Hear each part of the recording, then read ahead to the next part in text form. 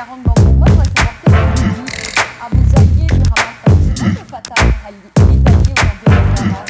Qu'est-ce que vous dites à vos alliés du Hamas? Vous dites continuez cette guerre contre Israël ou vous dites acceptez un cessez-le-feu? Non mais laissez-moi comprendre.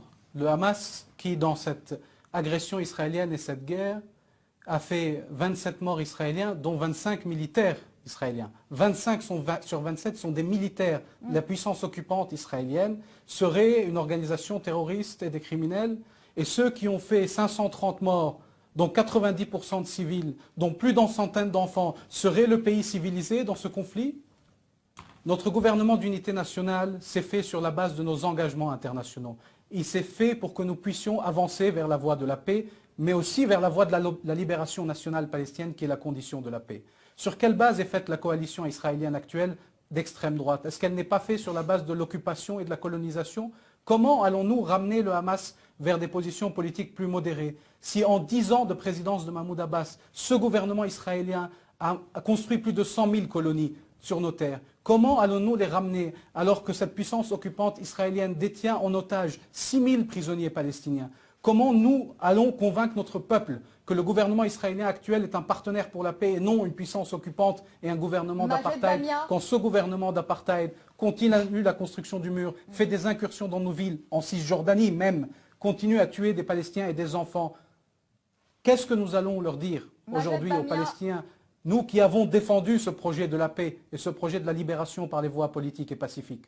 Majed Bamia, vous ne répondez pas à ma question. Qu'est-ce que vous dites aujourd'hui à vos alliés du Hamas? Vous leur dites, on vous soutient. Je vous demande, qu'est-ce que vous voulez que je leur dise? Mais vous discutez avec eux, qu'est-ce que vous leur dites? 7 ans de blocus sur la bande de Gaza, une agression israélienne et des bombes qui tombent sur nos civils, qu'est-ce qu'on va leur dire?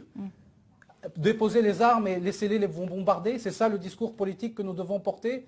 Nous sommes en train de tenter d'arriver à une fin de l'agression, à une levée des sièges par les voies politiques. Que la communauté internationale nous aide, et nous aurons alors quelque chose à dire au Hamas. Que la communauté internationale nous aide à mettre fin à l'occupation par les voies politiques et pacifiques. Et à ce moment-là, nous aurons quelque chose à dire au Hamas. Mais il faut parler à ceux qui bénéficient de l'impunité totale. Vous savez, le Hamas, il est placé sur les listes d'organisations terroristes, il a été boycotté par la communauté internationale. Votre interlocuteur est présent en France, personne ne le boycotte. Cette impunité israélienne qui se poursuit est la raison essentielle pour laquelle le processus de paix n'avance pas. Ce n'est pas le Hamas, c'est l'occupation, c'est le déni des droits depuis 60 ans des Palestiniens. Ça suffit de dire que parce qu'il y a la révolte des esclaves, que l'esclavage est acceptable. Bien sûr que parfois on peut mal se conduire, bien sûr qu'il peut y avoir des violations du droit, on peut les regarder. Mais alors qu'Israël vienne et qu'on aille ensemble signer le statut de Rome et que nous allions devant la Cour pénale internationale, on verra, elle déterminera qui a raison et qui a tort. Les tribunaux israéliens militaires ne se privent pas de juger des Palestiniens alors qu'ils sont complètement illégitimes. Dites-moi combien de colons et de soldats israéliens ont été jugés pour leurs crimes? Zéro.